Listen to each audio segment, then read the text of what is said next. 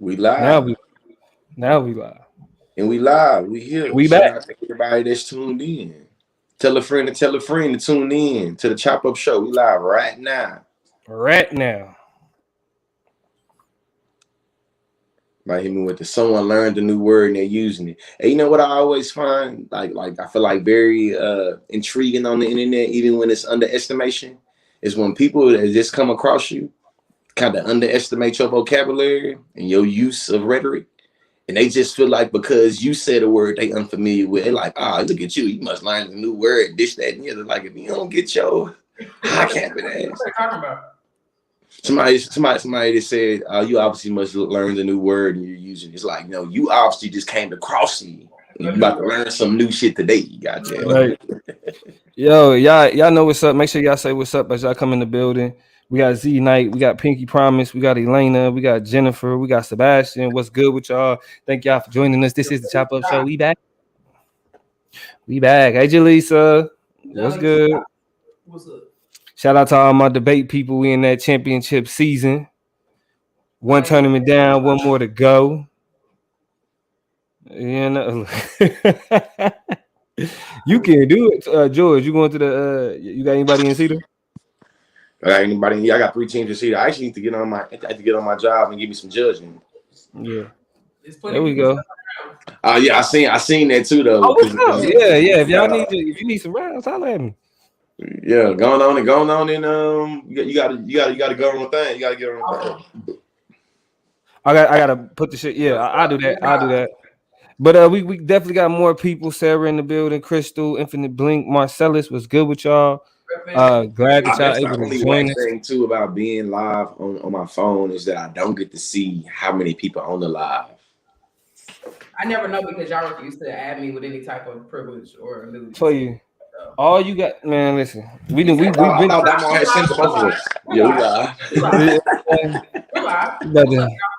About to make me get out of character. Look, now we live, right? Now we live. I'm about to hear him mansplain and make excuses. And I'm here we go. Okay. It's good to see y'all. What's up? Where everybody else at? Yeah, we got Ronald in the building. Get on live on my get on what you call on my phone.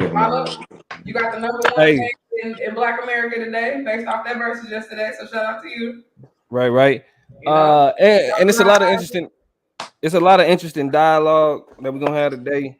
In the Snapchat, just to kind of give a brief overview, we're talking about Michael Rappaport and Kevin Durant. All right, and the language, the boy wasn't nice. For what is it? The culture chop? We get into the Derek Chauvin case. We're gonna do that last before we do the culture chop. We're gonna get into the relationship chop.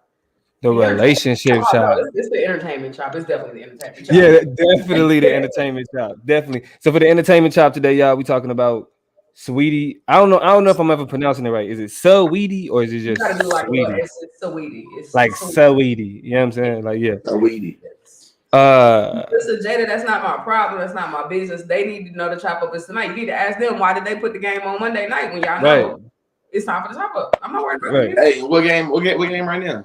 Gonzaga and whoever they have to play, Texas or Baylor. I guess Gonzaga and Baylor would be the 2 teams. Yeah. I think it's Gonzaga and Baylor. I'm gonna keep it real. Like I'm checked out of college basketball. I ain't gonna lie to you. Y'all got it's been some big things popping. Shout out to them young men, but it's all good. State University. You've never heard of one and done's ruined college basketball for me. It ain't no point. You might as well I'll just wait till you get to the NBA because you ain't gonna be in college long. That's real. Yeah, 2 weeks. So yeah. Unless you're going to the draft anyway, so we'll just see you over there. Right. So anyway, but who want to bring it in? We can go ahead and get it cracking. Hey, I'll bring it in.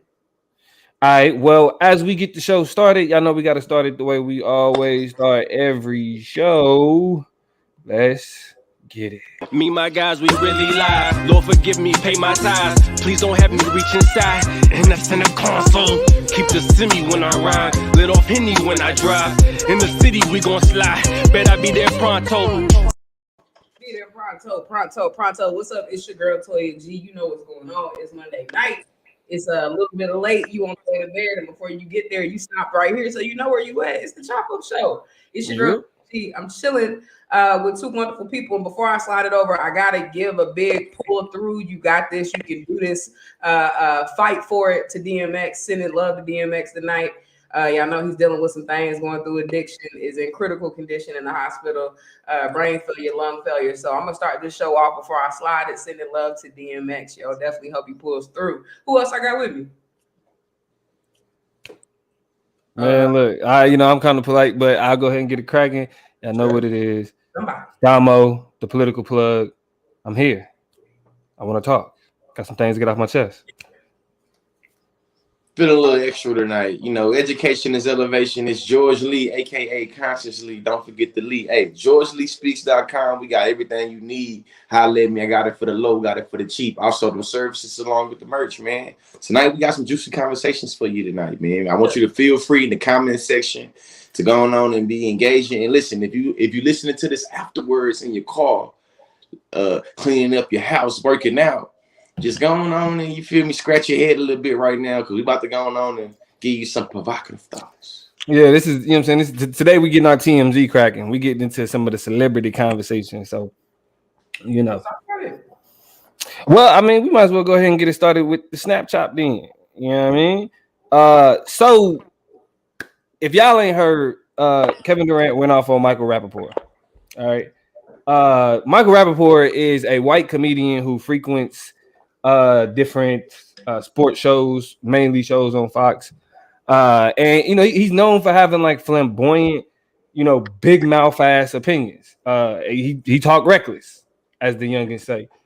And Kevin Durant had enough of it, and he pretty much went on a tangent in Michael Rappaport's comments. Now, I want to get from y'all perspective. Oh, his DMs. Excuse me. I want to get from you. Do we want to get into some of what he said? Might as well lay it out to people who will be like, why do I even care about this? Why is this important? I don't follow basketball. Might as well be specific. So in his comments, or excuse me, in his DMs, Easy Money Sniper got at Michael Rappaport and said, "You a bitch for even caring how I do an interview. All you do is blank suck other men for attention. We ain't gonna take it that far. Trump didn't pay attention to your sorry ass, so now you want to see us, everybody else to get, or you want to use us? I think that's what he's trying to say. Or you want to use everybody else to get views and laughs. Your life's a fucking, your life's a joke. You effing pale blank sucker. Go get some sun. It's effing with your brain. Piece of shit." That's just a taste of it. He goes on to say after Michael Rappaport tells him, go to Brownsville, help the people that need it. Kevin Durant goes on to say, "You go do it, clown. Good for you, but nobody gives a F. Sucker blank. Can't wait to tell you all this in person." Okay. Sure.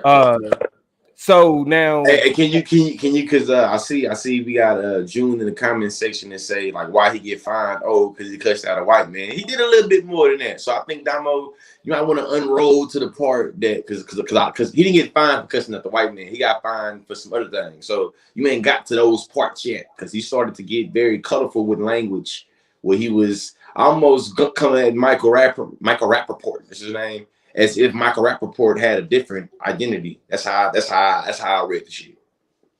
I mean, because I'm looking for the other ones. I mean, he goes on to call them more bees and other stuff like that. But I think ultimately it was the language that he used to cuss out the. He called him a blank guzzling B word. Is that what you're referring to? Did I miss that one? He called him gay in a whole bunch of different ways as an insult. And then he also feminized them. You know what I'm saying? Like, basically, like, shit. You got to put down more. I don't want because I feel like I want to just make it where I don't want to use these academic terms. People to be I mean, like, without getting too colorful with the language, it was very homophobic and misogynistic. It was a language that relied upon language that is detrimental to certain communities, right? Like even calling him a blank sucker repeatedly, you know what I'm saying? Like all of that type of language is associated with a lot of the language that he uses associated with homophobia and like just the disrespect of like women's bodies, like that, all of that. Now, to be clear, players can be fined for actions that they consider detrimental to the league. In a era where we are more aware of the like what our words mean to more vulnerable populations, you know what I'm saying, like marginalized groups of people. Uh, Today we are held more responsible for that language. You know what I'm saying? And so, from my perspective, I'm like, man, I hate to see the nigga get fined, but like you were being Kevin Durant, like you said, like I'm Kevin Durant. Like I knowing that, like you held to a different standard. You know what I'm saying? Okay. Yeah. All right, well, let me finish it, and then you got it. You know what I'm saying? Because you held to a different standard, using language like that is not acceptable. You know what I'm saying? And so ultimately, you got to pay the consequences for that. Toya, you ready? You ready to go? I still question, right? And we saw this with the Kirk and Son situation, right? On one hand, we have the inappropriateness of what was said, the kind of dangerous nature of it, the impacts of it, how it could be violent. And then we have the move of disclosing it and putting it out into the world, and how we need to be maybe conscious of those particular actions. Because where's the line? When does Kevin Durant get to have personal conversations? He didn't jump on the comment. You know what I'm saying? And Infinite Blink asked, why was KD's response? KD's response was in response to things Michael Rappaport said about his interviews and stuff like that or whatever. And he was just kind of, speaking loosely about KD online. But KD didn't go under a picture and be like, you blank, guzzling, blank, or whatever. He slid into the DMs like a grown man, like a grown person. Because, I mean, if woman to woman, person to person, day to day, if we didn't have a conversation was good. Right, but there was a way that happened, and I feel like Michael Rappaport, just on the level of terms of engagement, my nigga, I met you in a private space and out of spite because you was mad because something zinged you. You know what I'm saying? And you felt like this is the way you can get me. You put me on Front Street, and I don't respect that. You know what I'm saying? That's definitely sucker shit. It is. And so, you know what I'm saying? I'm not excusing KD being homophobic, being probably none of those things. At the same time, like, damn, nobody, like, because I see it two-way street too. Yeah, I see it as a two-way street too. I see it. I see the same way you see it. I see it as two-way street too, because it's like you can't ignore the motive of Michael that Mike had in terms of trying to. I feel like I'm almost trying to throw him into the cancel culture. Like, let me see what y'all gonna do with this right here. Because then when Mike get on there, like, I apologize. I didn't think you would be fined. I didn't want you to get fined. It's like, so what did you want? What did you want to happen when you post a screenshot of these? Rules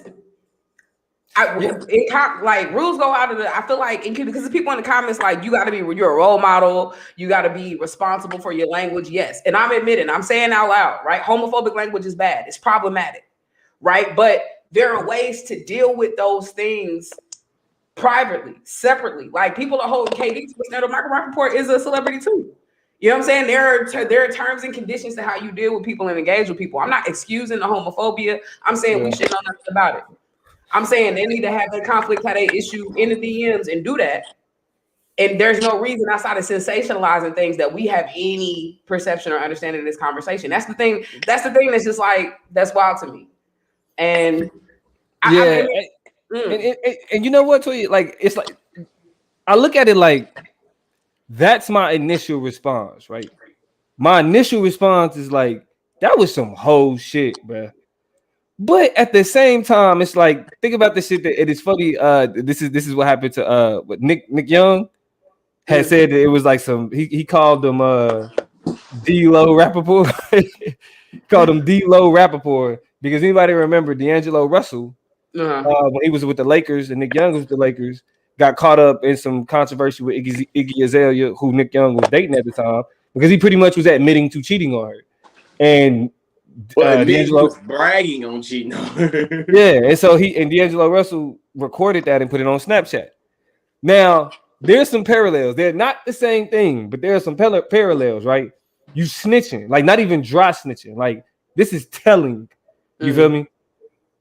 But does that excuse, even though he snitched, does it excuse Nick cheating on Iggy?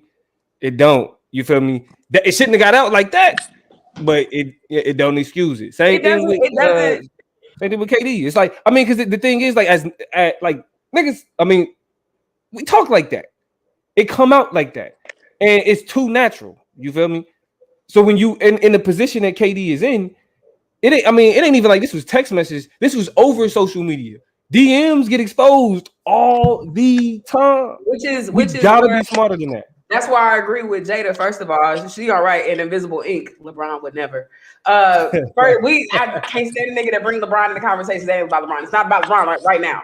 But secondly, and most importantly, she says, KD took the bait, and I think that's the most important thing. It was already acknowledged in the comments that KD is bad at social media, right? Y'all remember the whole secondary burner accounts, the coming at Stephen A. Smith, all that stuff. He bad at social media. You know what I'm saying? And that's one thing we know and understand about KD. And I think that's the worst part of it is that I understand there's an expectation. I would never put myself in a position to be caught up in some DMs or in some texts. You know what I'm saying? Like you got to be a little bit more strategic with how you move. That's how Donald Trump has stayed impenetrable. Is that? And I told y'all this. The nigga he don't send emails and texts. He talked to people and be like, hey, send such and such, whatever. If the text was sent, he told somebody else to send it. It never came from his device. It never came from his phone. And so I think bottom line, Michael Rappaport is a hoe. Just on street politics, on conflict politics, just in terms of niggas having smoke with each other, he whack. You know what I'm saying? Bottom line.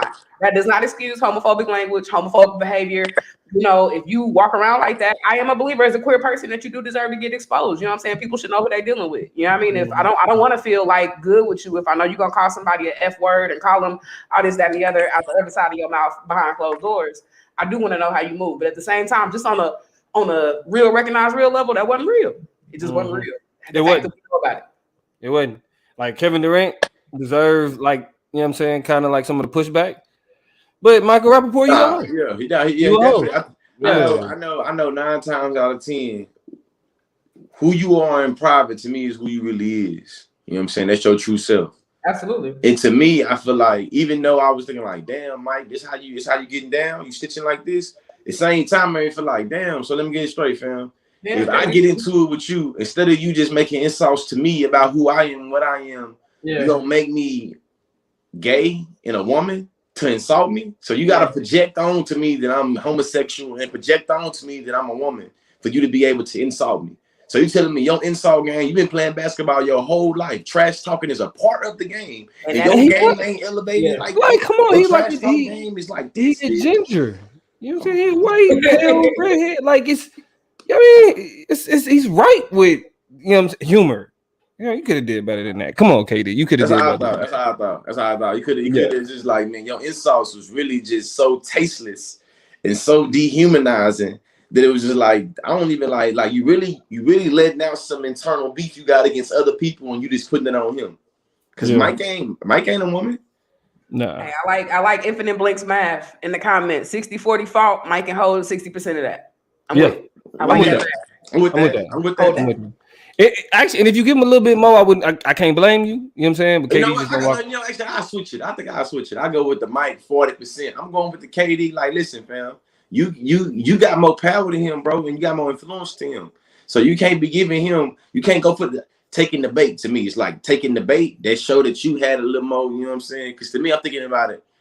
Think about when me and Sucker Cuz was getting into it, and think about who Sucker Cuz was. Yeah. And think about how, you know what I'm saying, messy Sucker Cuz is. Yeah. Now, if I tell Sucker Cuz what I really want to tell Sucker Cuz, how many screenshots is going to be? Oh, consciously, I told y'all he was. Come on, man. To me, that's where I'm getting like shit. That shit go to you, fam. You gotta move better. You gotta move and groove better when you got something. You know what I'm saying? Yeah.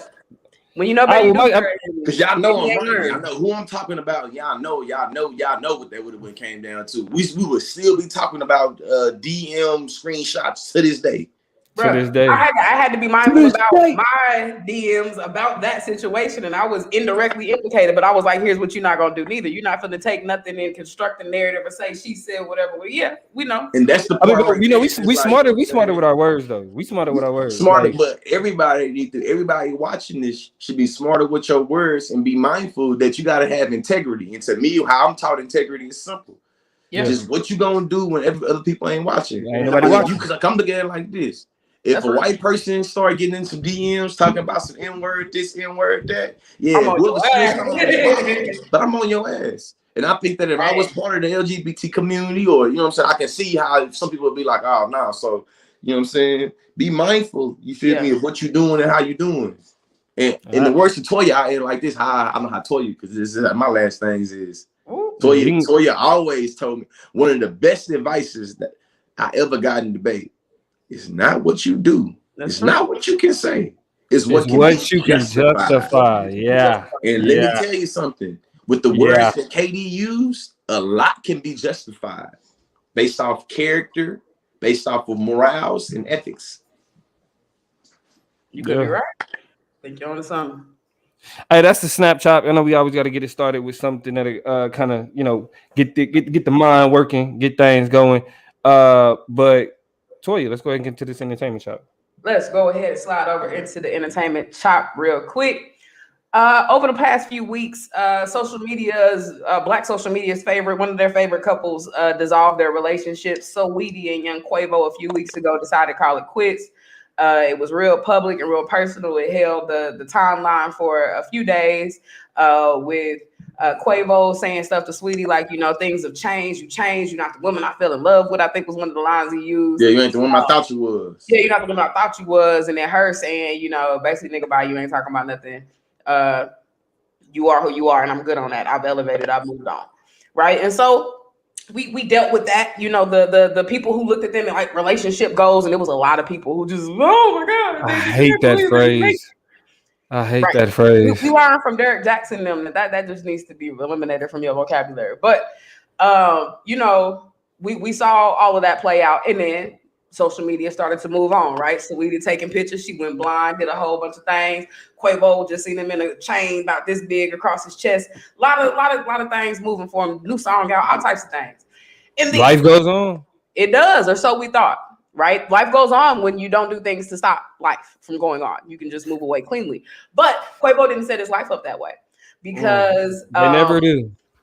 In the spirit of the 2000s social media exposés, we have clips from the elevator, reporting live from the elevator, where we saw last week. And we know, y'all, if it's the elevator come up in social media, come up in pop culture, it's not good. Lord have mercy, because you know, especially if it's a rapper or athlete, or entertainer or athlete. And Quavo knew that, which is why during an altercation between them, they got pulled into.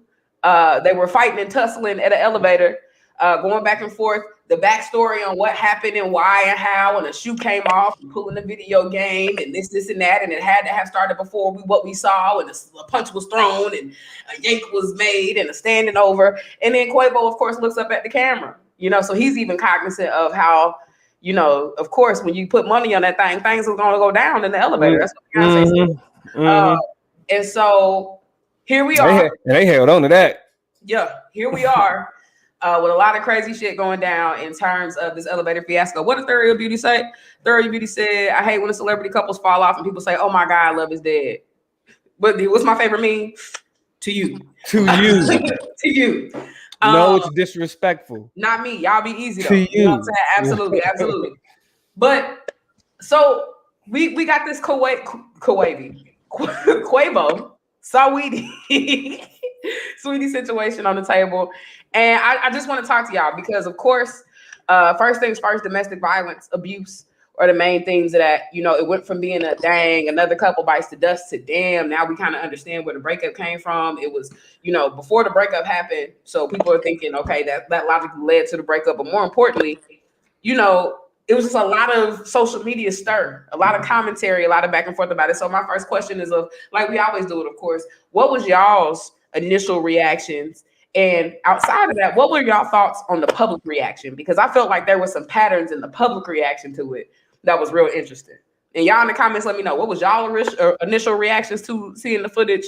And what are y'all thoughts on the public's? Man, my initial reactions to it was like, this does not look good at all. You know what I'm saying? And especially don't look good for Quavo just based off of how it ended. You know what I'm saying? I know there's a lot of people that went very CSI forensic investigation zooming into cameras and freeze screens and saying, oh no, this was really what happened. She punched first and this, that, and the other. I'm just looking at it just in terms of it's a man that's looking like, damn, it don't look good. Now, in terms of, I feel like any criminal, you know what I'm saying, charges being brought, I don't really see any of those being brought. But I think that, I feel like what brought the bigger issue was how humorously it became humorous. It became, you know what I'm saying, comedy very quickly. You know what I'm saying? To me, I feel like almost, even if you want to be people that be like, let's figure out the facts first before you say anything. Even if you want to say that, it was like, damn, this devolved into some comedy meme shit too quickly. You know what I'm saying? So this made me think of a trend. Almost a tweet I seen. It's like, hey, y'all made fun of Tina with Ike. Y'all made fun of Megan in this. Y'all made fun of Saweetie. And it's almost just like there's a pattern of anytime there could be even potential abuse, there's some type of devaluing or like desensitizing with humor of a situation. And to me, that was the biggest thing. It was like, even if you say we gotta know more facts, look at this. I mean, one of the things, Damo, and I definitely want to hear yours, but I want to make this connection to what Lee just talked about, was people started to kind of historicize that because it became funny, with Tina Turner, right? That became just for our culture an iconic point of humor, to the point that what Jay-Z said, eat the cake anime, even Beyonce singing behind it. And you know what I'm saying? Those are all that has been a point of comedy and joke for some of us in our community for the longest of time, right? Even down to our dismissal of articles of clothing, calling them blank beaters, you know what I'm saying? As opposed to just tank tops and things like that. Like there's a weird relationship that we have, not only to being dismissive of abuse, but also comical and comedic about it. And that is something awkward that, people recognize as a part of our shtick, if you will. Plug. What was your take?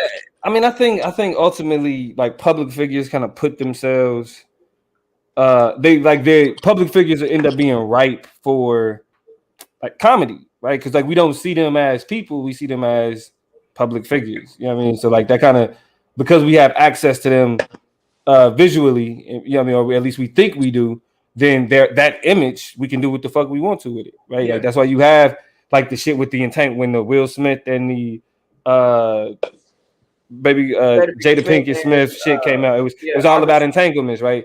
It was the meme with Will Smith like even the Jordan crying meme. Like those emotions aren't because it's not people, like the image of what those people are doing, because we do what we want with their image in every other instance. Like if we want to put them on a poster, if we want to put them in a commercial, if we want to make a skit about some shit that happened in their life, it kind of it ultimately like how we understand like celebrities and entertainment culture, like that's what you're supposed to do with it.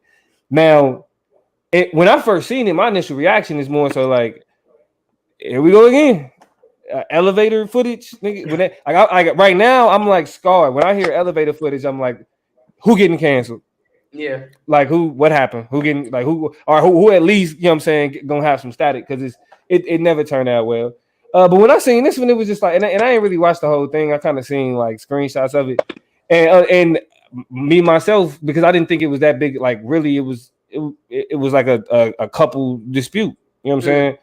I'm just like, see, grabbing on that purse, that's what you get for spending all that money on that damn bag. But it wasn't. And see, this is where we get to what it was, right? Infinite Blink said, what was in that bag? You mentioned a purse. We also, if we go up, excuse me, I think Third Beauty said something like, apparently the narrative they got was that Quavo and Saweetie was fighting over a cheating. You know what I'm saying? Or no, actually, let me see. My theory is she was fighting a woman because of cheating rumors and she was angry. It wasn't even a fight, just a very aggressive and sad. And so there is notions of cheating flying around and da-da-da-da-da. So what's in the bag and what happened in the background and what happened before that? It does look like Saweetie takes a swing at Quavo at some point. So was it an altercation between them, or was it truly just her flailing, trying to get free, trying to get loose, and then he yanked her? Let's not forget, and this is the part that messes me up. Yanked her, pulled her in, and I just didn't see no sympathy. I didn't see him try to pick her up, try to pull her up. He stood over,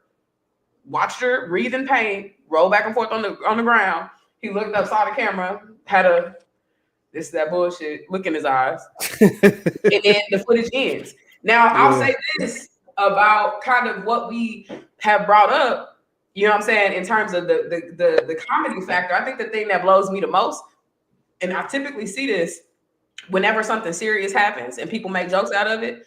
People have to be reminded, especially on Twitter. Quavo and Saweetie ain't never gonna see y'all tweets, but you know who gonna see them? Your friends that's in domestic violence relationships and abusive relationships who now know that you think this is a joke or a game.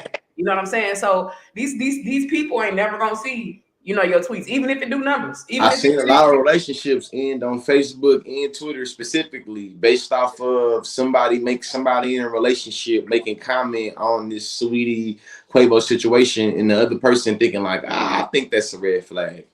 Yeah, I'm not gonna do this no more with you. yeah, yo, because look, y'all, you know what I'm saying? Like, and it literally applies to everything. You want to post about Lizzo being fat and being this, that, and the other.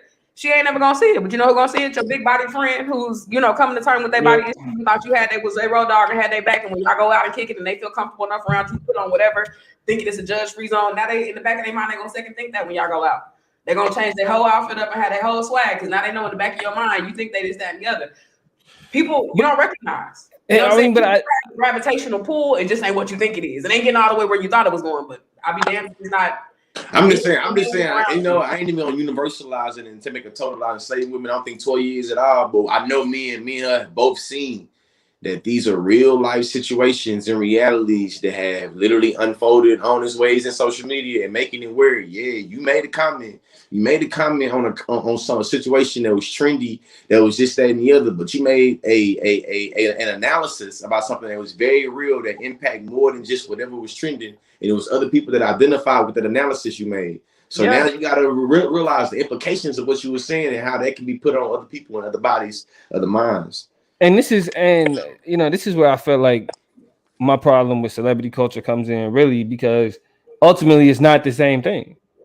You know what I mean? Like, you might as well be talking about the relationships of cartoon characters as we see it in our mind, because we see these people and we got this relationship in terms of the image of these people, but they not real. Like, they celebrities. Like, to us, as people seeing them on the TV, like, we not thinking that our perception of them reflects any perception of real life. Exactly. You know what I'm saying?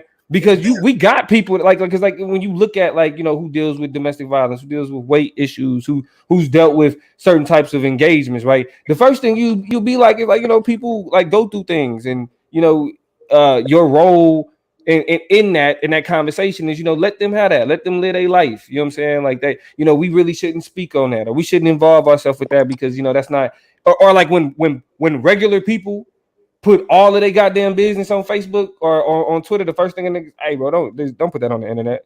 You know what I'm saying? Don't say this on Facebook. Don't put this here. Don't put that there. But because it's celebrities, right? Like, we looking at, like, it's all a part of the show. It's all a part of the act.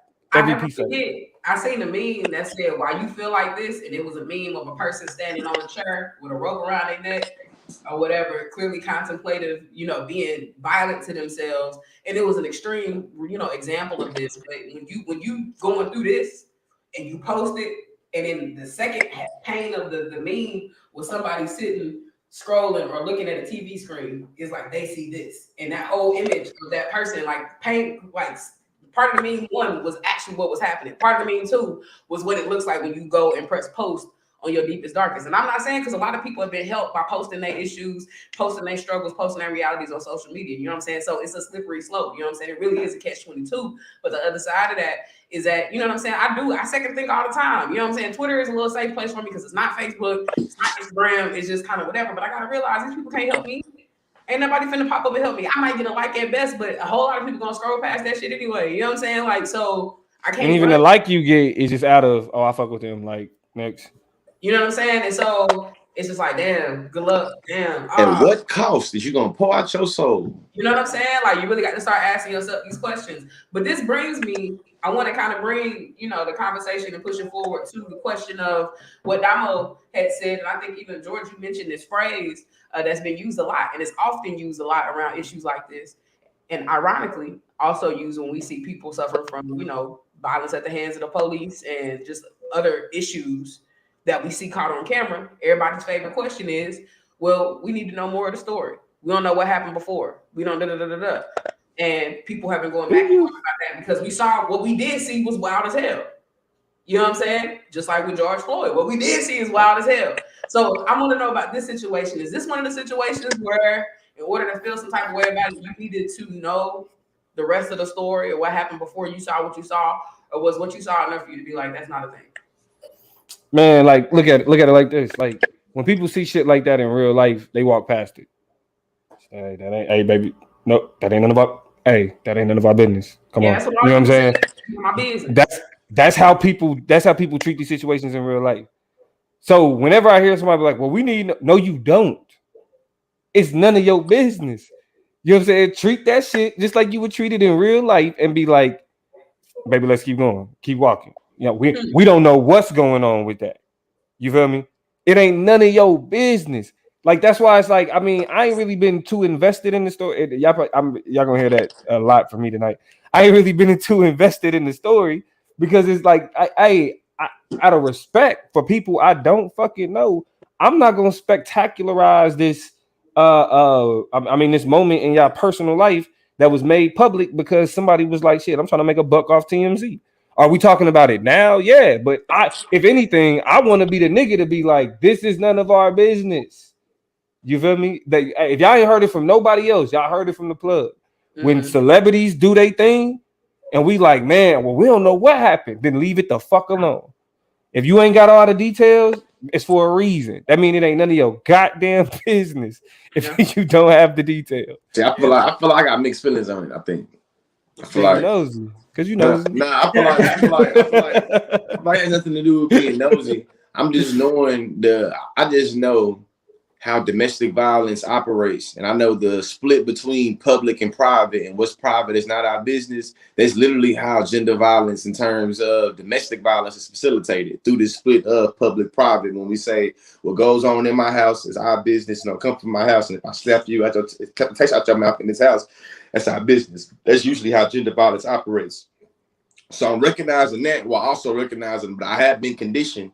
And I know from personal experience, most of the time when there's some relationship, you know what I'm saying, stuff going on, man, ain't none of my business. You feel me? So that's the reason why I have mixed feelings, because I have knowledge of this public-private split and how that's able to facilitate violence, especially when it's towards women. But also understanding, hey, but how I'm raised though is just like, man, them two in a relationship, they having sexual relations, and his emotions and love is involved, and they've been together for a minute. I ain't got nothing to say on that. You know what I'm saying? Me trying to resolve these two obviously conflictual things.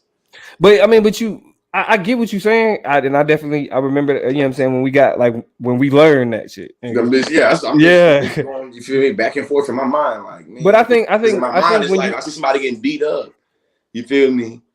It's like shit. It's like, should you just be walking past that? Like, so I feel you, right? But my criticism has George Yancey, the Spectator. You feel me?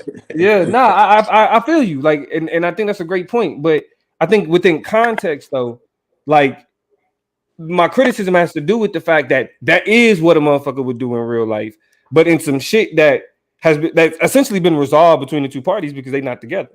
You know what I'm saying? Like, she's like, hey, that's just something I'm done with. I learned from that. I'm moving on. He's like, all right, whatever. And we moving past that, right? Like, so in that context, no, it ain't nothing else we need to know. You know what I'm saying? Like, there's no other conversation to be had because ultimately they did what mature adults did and realized maybe this ain't something we need to be a part of. Let me quickly read. Yeah, go ahead. Let me do this because y'all are talking good, but I want to further contextualize the question by adding a little piece to it. In the question of whether this was abuse or not, right? Whether something abusive happened or not, right? Is it which is it then? Is it the case that you need to know more, or are you able to look at that and say that is de facto abuse? He was in fact wrong, and I'm gonna call it like I'm gonna call it, because I'm seeing some comments that are like, you know, it is what it like. I think, let me see the comment. Let me go back to it. I want to say Vance said it. No, Kayana said it. She could have pissed him off to the extreme. It's still his responsibility to make the best decision for himself, just like in the context of KD. So I asked the question again, in terms of needing more of the story or just taking what you looked at, was that abuse or not? Oh man. You know, I don't really feel comfortable saying what's abuse and what's not. Interesting. Elaborate. Because I feel like because I'm only looking at it from the situation. You feel me? Like I'm only looking at it from elevator footage and what I know about celebrities. It's unfair to the abuse, like to that conversation, because I think ultimately, like me, even as a man, like having conversations of domestic abuse is different. It's because my social location, and so on it, I already called into question what I assume to be abuse off break, because it's certain things that can happen to other people that I don't feel can happen to me. You know what I'm saying? And so it's like I can't really speak to that. What I will say though is that at it's one of those things to where the interpersonal aspect of it is really what kind of lays the foundation for whatever that is. And because we don't know the interpersonal part, like I mean, we could assume that it's cheating. Like sisters generally don't like being cheated on, so so with somebody that they give a fuck about, so when that happens, they respond emotionally. You know what I mean, as well they should. And so it's the interpersonal whatever that defines what it was that we saw. It's just we don't know that. It's just that was just a what I'm saying, an exchange between two people that we don't have everything about. We don't know everything about. Lee, same question. Was it abuse? Man, I feel like I want to, like, I'm comfortable with saying I don't know. I want to lean towards abuse because I feel like it was excessive as hell. But I know in terms of relationship and in love and intention and heat of the moment, and you know what I'm saying, you feel me? Like I know things can happen, but I'm comfortable in this moment of being like, I don't know whether it was abuse, but I'm not ruling it out. Damn it, that's really my response. Yeah. It's like I don't know if it was abuse, but I'm not ruling it out. I really just need to think about how I've been conditioned to understand, you feel me, violence, what abuse is, like resistance and being able to defend self. And I feel like the only hypocrisy in this, I feel like this happened the same thing when I got, you know what I'm saying, when I had an issue with Kevin Gates in this. I find it weird that gangster street niggas, self-proclaimed gangster street niggas, all of a sudden start talking about having to defend themselves because they felt like their life was in fear, and or they thought the force that was being used against them make it where they have to defend themselves in a particular way. You know what I'm saying? I don't think that applies for Quavo in every instance of people that's trying to justify, you know what I'm saying, what happened in the elevator. But there is some people that, you know what I'm saying, feel like, well, shit, he swung her, she swung him first, so this, that, and the other. It's like, whoa. Ain't you the gangster nigga that always talk about this, that, and the other? So there's no way that you have a hierarchy or a ladder or a level of how you understand being able to exert violence and exert force. So you're going to treat the same nigga, one of your ops, the same way you're going to treat a woman that you claim to love and claim to have love for. And that's the part to me that's, you know what I'm saying, that I know for a fact. Is like, that's the part that I know, regardless of whether that's abuse or not, but that's the inconsistency or the contradiction, in my opinion, of who you say you are and what you say you're willing to justify. That's fair. Because I just want to say this real quick, Toya, and then I want to hear from you. Yeah. When one thing that Vance pointed out, when he's talking about body language and things like that, a part of the reason why I can't say is because somebody could, like, I want to say no, right? Even I understand what George is saying. Like we should err on the side of like the vulnerable, like what could be happening to somebody that's in a more vulnerable position. But I want to say no. But when you have people that can look at that video and then that trigger them, then you can't just say that that's not abuse. You know what I'm saying? Because that's somebody can undeniable, like this guy. Somebody can see that scenario and it take them to to remind them of a time where they were abused and it looked just like that. So yeah, you know what I'm saying? Like, yeah, we got. I feel like we gotta be careful, but it's hard though, like with that language, because how we know black men are like overly criminalized, right? Seeing this hyper violent. You feel me? So it's a balance, man. The shit is hard. Fair. I'm gonna give my answer because I'm gonna be in the dissent from you all. I think it's clear to me that it is abuse. I agree with a number of people in the comments. I think Infinite Blink was the first person to say they were guilty of abuse per the video. Agree. I think then Vance goes on to solidify my opinion on the situation. He says they say we don't have to layer it, but based on the body language, it was abuse. There are coping mechanisms for all of those things, and you can restrain people without harming them. So this comment is important to me because we are still skeptical about the scenario, about the narrative, about what happened. Even though we don't know what happened, Saweetie could have been getting in a fight with somebody off the camera that we didn't see. They could have been going back and forth, this, that, and the other. But there was a better way. There was a better way to handle that situation. And I think the telltale sign for me was the lack of care and compassion after, clearly, even if it was your goal to try to get her from fighting. And I don't understand that because they was fighting over a video game and yanking back and forth about that. So I don't know about that narrative. But even if the goal was to stop her from doing something, once you pulled her in that elevator, you realize you pulled her too hard and whatever, even in anger, I have gone to make sure people are good, even in anger, not physical anger, but like just, you know what I'm saying? Like there's still a level of care. When people talk a lot about fighting and altercations and necessary aftercare, right? Immediately, you know what I'm saying? People because it's things that snap you out of that. You know exactly. Saying? Like, you know what I'm saying? Like real love and compassion. It don't matter how upset I am. When I recognize that I hurt you, that you whatever, he really stood there. Hey, and Vance asked the question too, Damo. Vance asked the question right there. It's two family men. Would you ever check your spouse into the wall of the elevator with your back turned to her? I was still going, but go ahead and answer that question. My bad. I'm sorry. It just caught my just like, damn, it's too bad. Y'all can go ahead and answer. Yeah, it's literally no. Because we know there ain't no. It's a no. My bad. Cut you out, Toya. Yeah. Yeah. I think that you know what I'm saying. It's just kind of contingent on both of them, and both of them have behaviors and actions that could have been devolved into abuse. I'll jump into the last question and we'll move on. We framed it in terms of relationship goals and how we view these things socially. And the question I have for y'all in that context of, relationship goals and what we see on social media is that some say this is a private matter that should have never been released. And others say we need to see displays like this in order to be anchored in reality when it comes to celebrities and celebrity relationships. Which one of those do you believe is most accurate?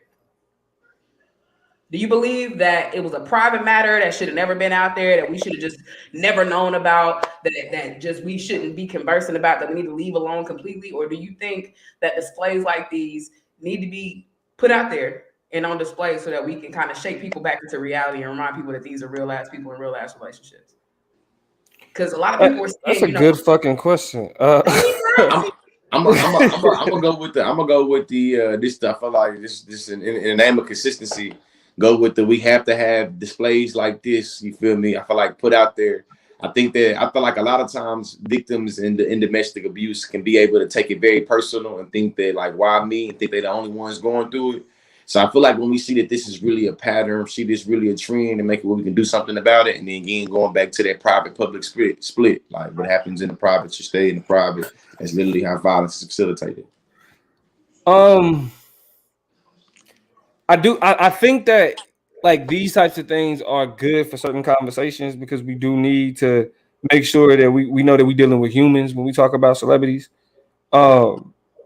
But I just think the ultimate problem is that there is a interpersonal aspect to all of this.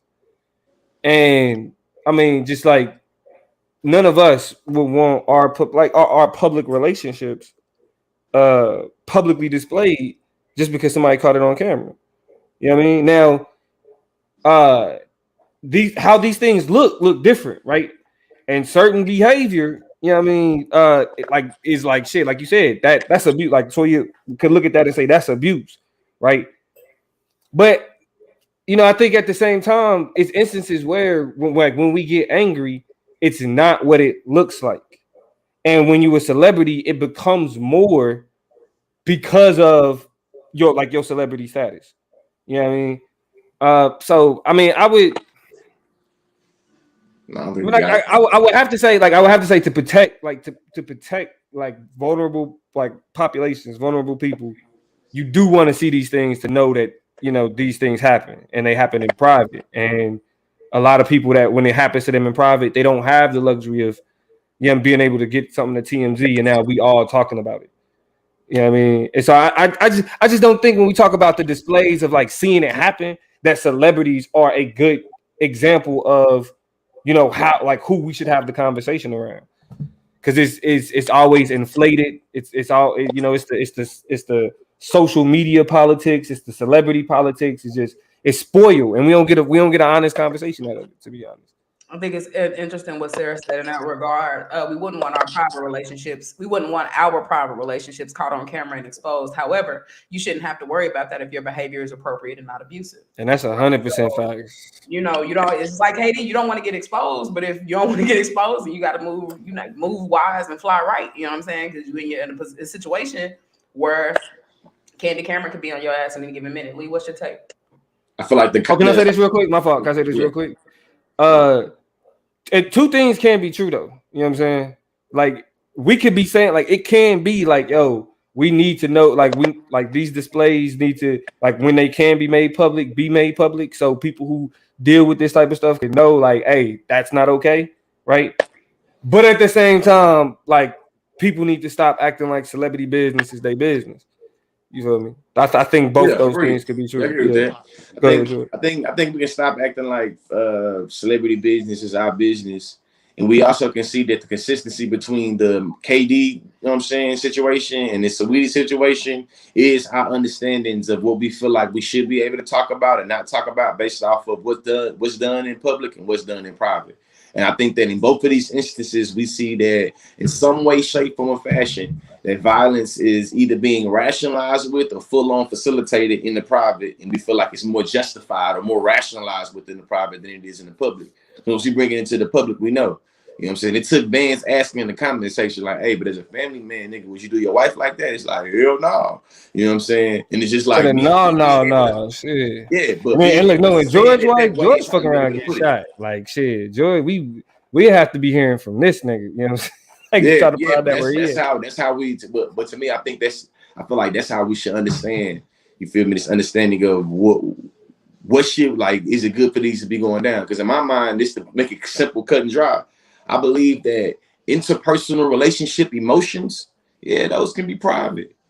Once you start getting violent and start making it where the impacts of that is, you feel me, literal violence, I don't think that has to be concealed in being violent. You know what I'm saying? And be concealed in private. And I think that most of the time people say what happens in his home, I see how that applies to emotions. You don't have to make it where everybody has to know your inner emotions and inner thoughts. But I think that if you're being violated, you know what I'm saying, in any way, shape, form, or fashion, shit, you know what time it is. And with that being said, here's your neighborhood friendly reminder that no abuse is acceptable: physical, psychological, emotional, verbal, financial.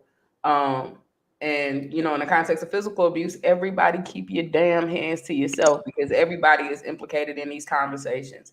Saweetie don't get a pass, mostly because we don't know the full story. You know what I'm saying? Like when we look at, I ain't gonna say we don't know the full story because abuse is abuse, and I definitely think she got abused. But at the same time, we don't know how culpable and accountable she needs to be for the interactions. Men are people. You know what I'm saying? They got feelings and emotions. They got skin and flesh and bones, and being hit and slapped and scratched on hurts them too. You know what I'm saying? And so being realistic about, those realities and making sure we navigating that realistically on a human level. Forget the question of gender, just on behalf of another human. Keep your damn hands to yourself. And I think we'll be on a better path. And shout out to Saweetie for, recognizing that that's not some shit she's willing to be a part of and getting on the back. Maybe that was the reason, maybe it wasn't, but that was definitely a good justification to go ahead and move around. So book is closed on Saweetie and Quavo. Let's go ahead and slide to the last shop of the night. Yeah, man. So this culture chop, a lot of y'all been waiting on us to get into this conversation about the Derek Chauvin trial. I'm going to start this off by saying I firmly apologize to everybody I corrected about talking about this trial when they referred to it as the George Floyd trial, because I corrected you and said, nah, this is the George Floyd trial because George Floyd ain't on trial. Derek Chauvin is on trial. But just on the bits and pieces I have been able to stomach, I'll be willing to argue that George Floyd is the one that's being held on trial. You know what I'm saying? And definitely, at least in that first 3 or 4 days of, you feel me, this trial going on. My question to y'all, though, is how much, actually my first question to y'all is, do y'all think that Derek Chauvin is on trial? Or do you think that George Floyd is on trial based off of the defense and the prosecution in the plaintiff way of going about, asking different witnesses questions? who would you think is on trial based off of how people are being cross-examined? I mean, clearly George Floyd. The obvious strategy of the defense is to paint George Floyd as a reckless drug abusing, drug offending, just kind of miscreant that, you know, as much as he could have been a lovable guy, has an addiction, has a problem, and has behavioral issues as a result of his addiction, and probably just as a result of being a big black angry poor man. So I think them trying to spin that narrative, even as they defend Derek Chauvin, is proof to me that clearly George Floyd is being put on trial.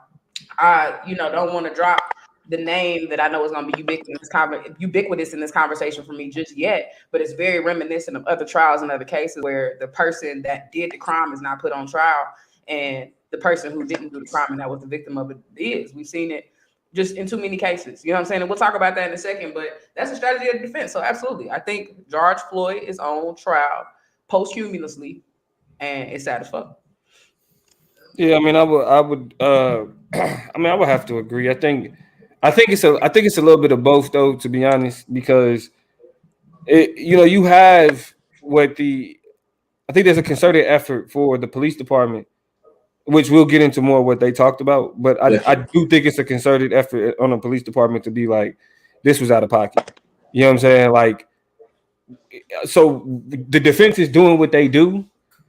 But I don't think that like the George Floyd case, because of its notoriety, because of everything that's just spurred from it. Like, I think that this is that post-Trump, like, all right, what we gonna be looking like? What we gonna do? You know what I'm saying? Mm-hmm. And so I do think that even though you have the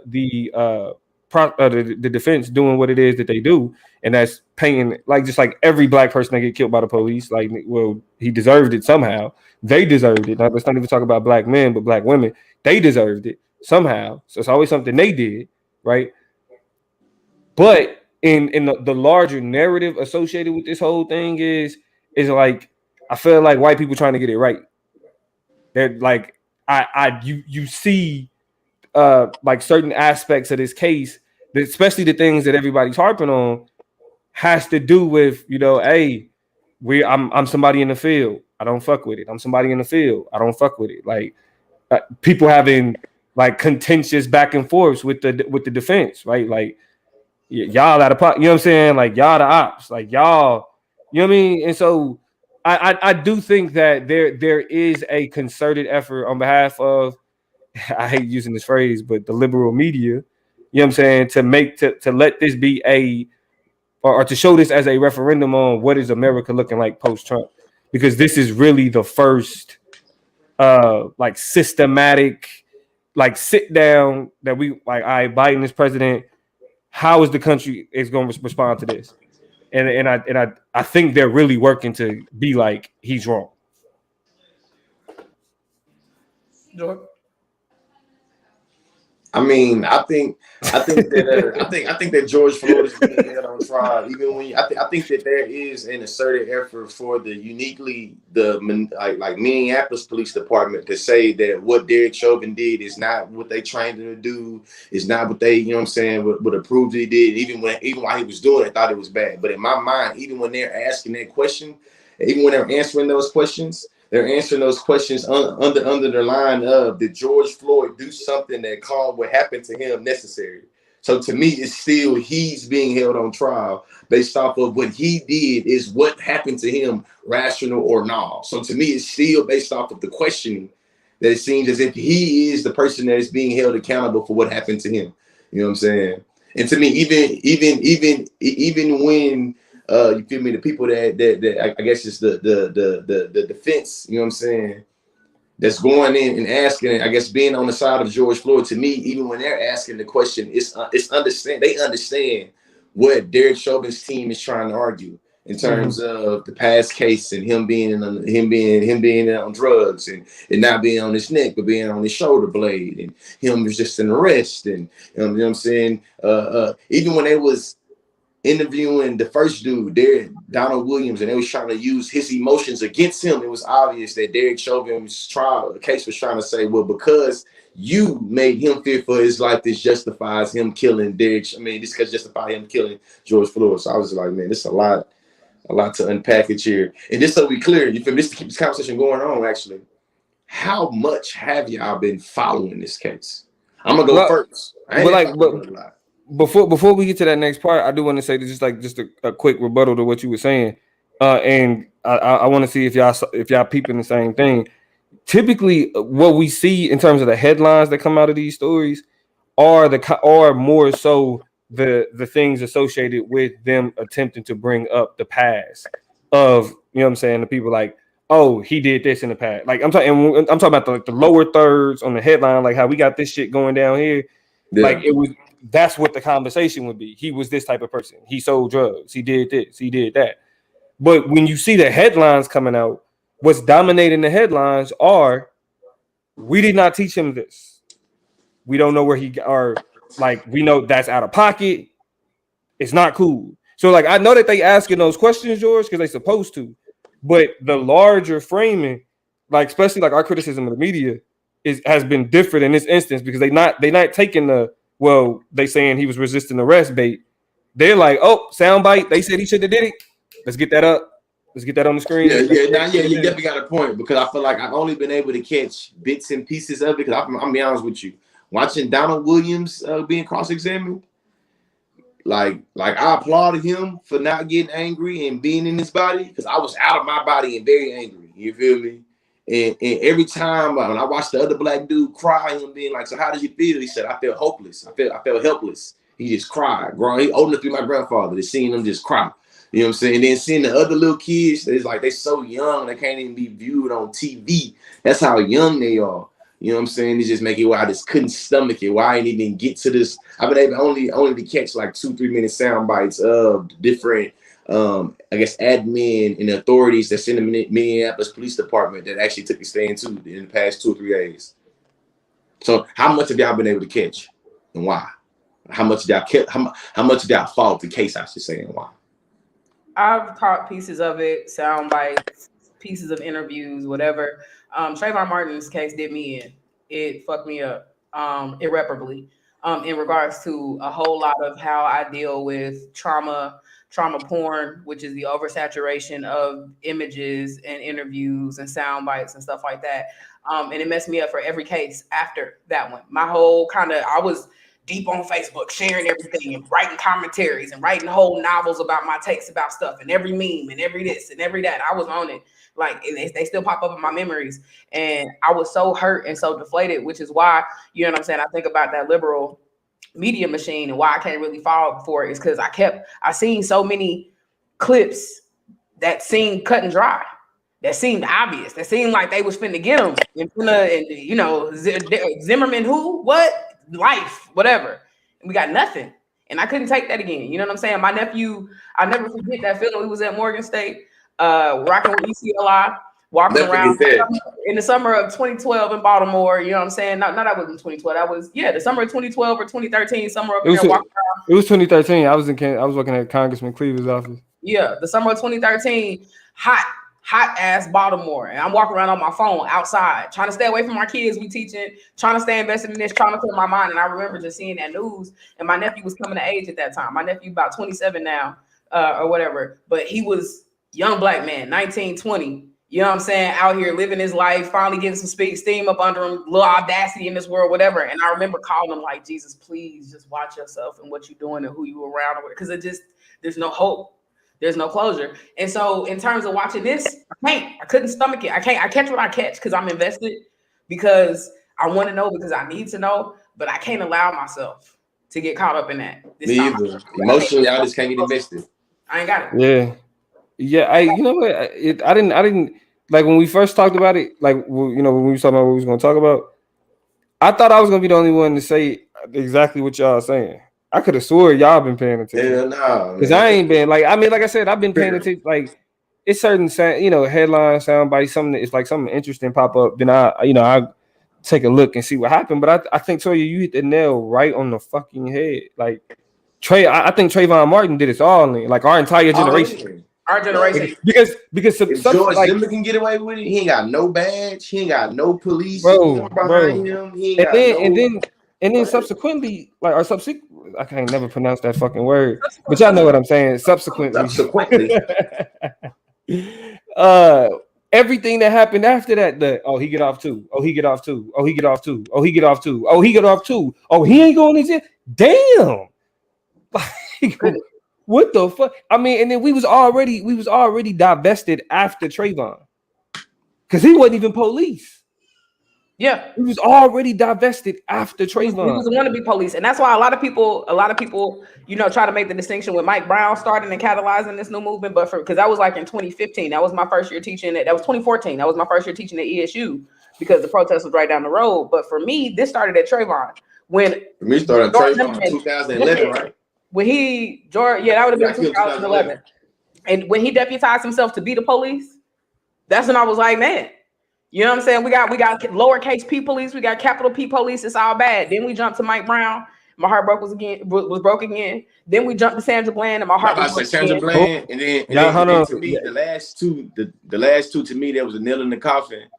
Was whatever dude name was in Louisiana, they got killed for the CDs in the Walmart. No, so not the nigga in the Walmart, right? Because not the nigga in the Walmart. The nigga Huh? The dude in the Walmart name was like John Turner. Yeah, John Crawford. John Crawford. To me, the John Crawford and Tamar Rice was like, man, I'm a Southern, and this Southern got me so messed up. We talk down south that, you know what I'm saying? We don't even literally no people in my hometown buy their little kids guns at all. Not blaming Tamar Rice at all, because kids should be able to be kids, but literally we so messed up down south. Well, you don't buy your kids little guns at all, because we know that's how they can try to get us. And you damn sure, and if you got it, you damn sure don't play outside. Terrence Crutcher's death. Terrence Crutcher and Betty Shelby in Tulsa, Oklahoma. That's when I was like, Terrence Crutcher. He had his hands up in the guy walking backwards, saying, "This looked like a bad guy." So when she was able to say she feared for her life, and this man had his hands up, and she got off for fear, I was like, I'm not investing emotionally in none more of these trials. I'm not, you know what I'm saying? Because also too, I barely knew about the Tamar Rice and the John Crawford. I barely knew. And you know who else fucked me up? And not necessarily. It may not have been around that time. It's kind of add this in. Casey Anthony, motherfucking ass. Casey, that shit fucked me up, bro. Like it on the flip side, because it's like white privilege. You can really like a white baby, like that car. The disappearance, the lies that she told, like you don't get, like you're not a black person charged with a crime and get caught up in that many lies and be found not guilty. Philando Castile is the last person name I'm gonna drop in there that really blew my mind up, because he had his papers. Told him, I got a gun in here, got my paperwork for it. Wife in the passenger seat, girlfriend, child in the back. What else do you want? When you get stopped, it's procedure. You get stopped, you get pulled over. I have a gun in the car. I'm permitted to have it. You disclose. You can't do nothing different. Like it's nothing more you can do. Like, that's when it blew my mind. That's when I was undone. I feel like I was already. I feel like Pelican Steel. I was already like, man, this shit already bad. And too, I feel like really, like, to me, even though I'm born and raised in Texas, where they love Second Amendment and they love to say don't tread on me and come and take it all that shit, guns and black people is so criminalized that it's like you have to be like, even if you in the backwoods and you grew up, you know what I'm saying, trucking and rodeoing and going to trail rides and cowboying and you horses, still don't be straight. You understand there's a different perception of your body being around a gun. So I feel like because I had family that was in the streets, I was literally conditioned to be like, if you gotta feel like you gotta go anywhere with a gun, you don't need to go there. You know what I'm saying? So I feel like anytime a gun being brought up in a situation or somebody being armed brought up in a situation, I feel like I'm just conditioned to be like, damn. Yeah, I mean, but and also think as it pertains to like the attention to the trial. Like I said, I think it's going to be an attempt to again try to usher in this concept of liberal post-raciality. Like it's like, oh no, we get it now. You know what I'm saying? Like that's the whole like that. I mean, that's I mean, because like the like just like you don't. I mean, you don't have you like this. What I'm saying, and then you got it. You don't have cops sitting on the stand saying what they saying. You know what I mean? That's not. It's different. Like we have to concede that in most cases the officers get up there and be like, you know, the officers are taught to do what they're supposed to do in these circumstances. The circumstances call for it. What the officer did, I can't say if I would do something different. It's usually like this vague language. Right. That's the script they play right there. You just said. Yeah, like that doesn't really address it. Like, so the fact that they're getting up here saying that was unnecessary, I feel like that right there is like the nail in the coffin for dude, because it's like even your people saying you get it wrong. Before you get into that, then that's what you're saying. I was about to ask a question, so but go ahead and I'm about to say we can just go on and I feel like start to conclude it just like so based off of what y'all know in terms of experiences on these type of cases and what y'all seen in the footage y'all has seen, not only the 8 minutes we seen him getting killed, but also the little clips from trial. Do y'all think he gonna get off or no? And if he don't get off, what do y'all think he gets charged with and why? Like, yeah, I know that's not a 3-pronged question, but yeah, do you think he get off? If you don't get off, what you think he getting and why? Plug. Yeah, I mean, like I said, I feel like white people feel like they got something to prove in the post-Trump era, and so I think it's likely he gets convicted. I mean, because it's not murder. They're not trying to say first degree. You know what I'm saying? That is at least in that instance, it's not first degree murder. Yeah, so the bar is just a little bit lower in terms of, you know, what's needed to convict. And so yeah, I think they're going to use this as an opportunity to be like, Trump is out and we're changing. Look, we're putting him in jail. Okay. Couple takes in the comments. He's gonna get off even if he is convicted. The charges don't match the crime. Interesting. Dude's gonna get off. What's up, AOI World? Black Power to you as well. Infinite Blinks. I don't know, but if he gets off, I'm getting the PS5. Please help me understand the correlation between those two things. Bro, what? He must have bet somebody. He must have bet somebody he getting off. That's what that is. Like he got money on it. He got money on it. Yeah, that's what that is. He bet money on it. Yeah, he got 500 on it. As much as I don't know if I believe in like the huge conspiracy theory of liberals and agendas and the white supremacist story, did you just say that was a conspiracy theory? No, I'm speaking broadly. I'm not saying that I'm conspiracy Negro.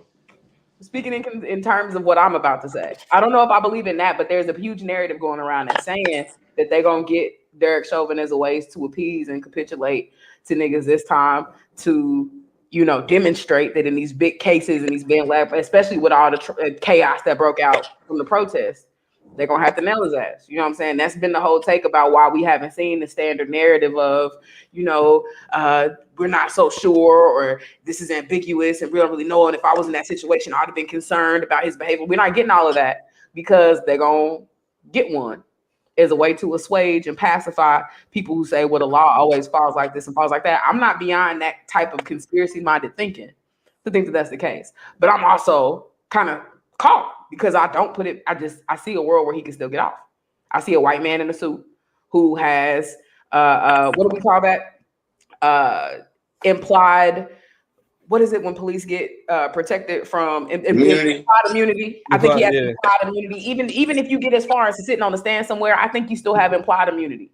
And there are still people on the internals willing to protect you and ride for you and manipulate things in ways that are your favor. You know what I'm saying? So I don't know. It's hard to believe one way or another what we're gonna see, but I guess time is gonna tell. I'm not so invested in it that I'm not willing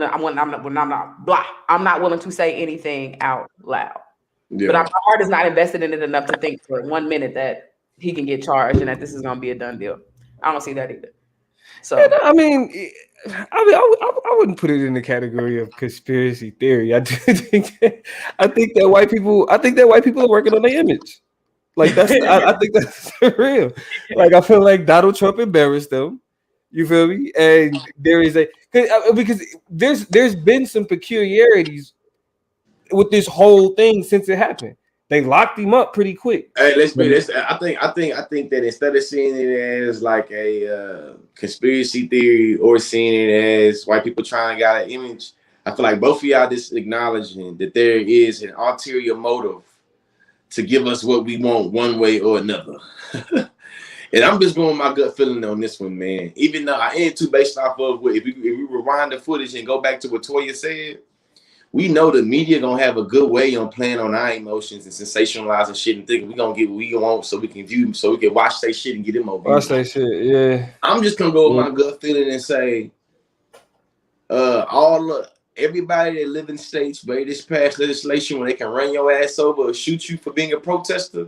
My goodness. Don't take your ass out there after after Derek Chauvin get off. Don't do it. Yeah, man. Not take your ass out there on the same shit you was on this summer. Even if you on some peaceful protesting, like, you know what I'm saying, Martin Luther King was, they are ready to legally justify doing some things to your ass.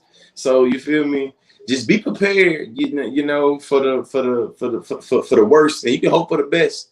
But for me personally, even though the media want me to believe Derek Chauvin gonna be convicted on third-degree murder or third-degree manslaughter, I beg to differ. Like Toya said, man, legally he good. You know what I mean? Law enforcement kill somebody during the line of duty. During the line of duty. That's a part of the job. You can't be. I wouldn't be able to do my job if I thought I was gonna be handled from. I already know, like, that's literally how that piece of law is. This piece of legislation is sculpted. Like, I don't know. I mean, because I don't look at it as like optimism to say that I feel like he's gonna be convicted, because I feel like it's not the conviction that's the problem. You said it's an ulterior motive. They got you call it. That's not optimism. Yeah, because it's like shit. At the end of the day, it's too early in the Biden administration to have to answer certain questions on race. I mean, they not ready to do that. Go ahead.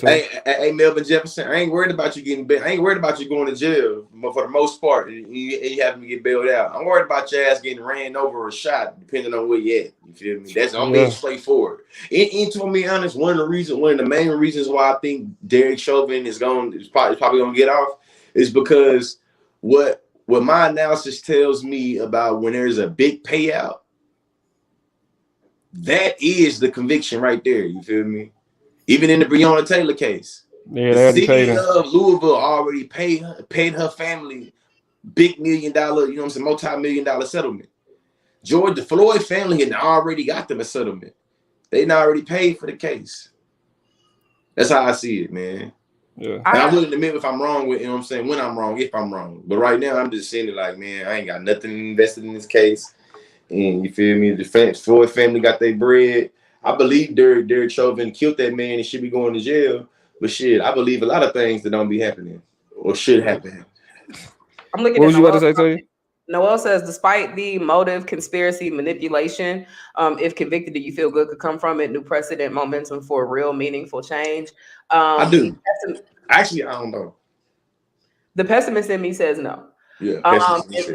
And the reason why is that, you know, I think, like you all said, white people were going through image reconciliation and the law in and of itself, because as much as y'all can come up with laws and shit like that and say that you can shoot and drive cars, you still gonna piss people off and people still gonna be mad and upset and frustrated. And so I think as long as we live in an America that will justifiably allow for another police officer to kill somebody, which we know is gonna happen again, and you know, niggas ain't stupid. Our memories are a lot bigger than this. We know our history. I don't think one guilty or one conviction is going to wipe away and massage away all of that. Now it's you did it once, do it again. You know what I'm saying? Like that's the gotcha. That's the weird part. I can think of two sensationalized cases that really go with what you're saying right now. What is it? The O.J. Simpson case, and then whatever the dude got his ass beat for like whoever dude got his ass beat and he got the settlement and he was able to go back to the thing and win or whatever. What's his name? In LA, Rodney King. Yeah, Rodney King getting the settlement. It's like, to me, it's like, yeah. What would the pessimist say? Those are like temporal moments in. What is the language that we use for that? Like temporary. Happiness. Yeah, I mean, it's the spectacular instance. You know what I'm saying? Like how it's a spectacularized instance of justice. Usually we talk about of trauma. You know what I'm saying? But in this instance, this is a spectacularized instance of justice. Not really a reflection of like what justice really looked like, but more so like a billboard. Like, look. For sure. George? Yeah, well, how do y'all feel about maybe doing a like Derek Chauvin special type thing? Something we can contemplate. I don't know. Considering everybody's not really watching it aggressively and intently the same. Right. We To all me, was to like, me, to me, that'd be the reason why we would do it, just to try to compartmentalize in more digestible, non-traumatic, triggering ways about what's going down. TBA. Let's look at it and see how things are developing. Altaron says, do it, and so we'll think about it and chew on it definitely as we get a little bit closer. But it'll be a point of conversation in a regular chop up for sure. So just stay tuned because we're not done with it. When we get a decision one way or another, it's gonna be plenty to unpack. So do we know when do we know? That's the last thing I'm curious of. Do we know when this could wrap up, or it's not really no timeline on it? It's like however long it takes them to do it. Yeah, it's as long as the jury takes to deliberate. And I mean, I don't think they're at closing statements now. So they would have to wrap up the actual trial itself and then turn it over to the jurors to do what the jurors do. And I don't think they get a certain amount of time. I think they just get, the regular constraints of a jury. If you don't have a majority or if you don't have everybody come in and return a conviction, I think that's why Jaleesa said all you need is one person to disagree one way or another, and that can shape the direction of the case and the conclusion. So it's really a waiting game at this point. Could that lead to an acquittal if they can't come to a consensus? I'm pretty sure. Yeah, we about to finish. I'm pretty sure. And so it's just something we on the edge of our seats. I like a hung jury, shit like that. Yeah, it'll be complicated. Yeah, man. Well, hey, in conclusion, I think everybody should protect their peace. We should not worry about anything we can't control, anything we can't really influence. Most of us, really all of us, not in the courtroom. We're not going to be able to say anything to the jury. We're not going to be able to present any evidence. So we really should just keep cool and, you know what I'm saying, do in this instance what the white folks always tell us to do. Let the justice system take its process and see what happens. Definitely. And just don't put too much in it. You know what I'm saying? That's what, like we say down south, really, but I know a whole bunch of, I feel like minorities say, you just hope for the best and prepare for the worst. Period. Take your peace. Yeah, man. Well, hey, we hour 21 in. Yeah, y'all kept us here this long. You feel me? We appreciate all y'all for joining the conversation. Toya, you could go ahead and close it out. Hey, y'all been good. Make sure y'all rock with us. Jamar, you missed the best parts of the conversation, so don't worry about it. Because we talked about the KD and Michael Rappaport situation in the Snapchat. We slid in there with the Saweetie and Quavo situation in the middle, and we just rounded it out talking about the Derek Chauvin trial and some of our feelings about it and the implications of it socially. So if you missed any of that, don't worry about it. Just run it back on iTunes, Blog Talk Radio, Apple Podcasts, which is the same thing as iTunes, but we also on Spotify, and you can run the YouTube back. So it's so many places you can find it. Don't even worry about it. Just run it back tonight, run it back sometime this week. I'm gonna make sure I get y'all the audio posted so that y'all can rock with it on those platforms. But no worries, y'all. Make sure y'all stay connected at the Consciously, at Toya G, at the Political Plug, and most importantly, at the Chop Up Show on everything. Make sure y'all follow us so we can keep y'all connected and locked in. Man, y'all know what it is. Well, we're gonna holler at y'all. We're gonna close the show. Noel. The same way we start the show. Shout out to Noel. Shout out to Simeon. And we out. Me, my guys, we really live. Lord, forgive me, pay my tithes. Please don't have me reach inside. And that's in the console. Keep the semi when I ride. Lit off Henny when I drive.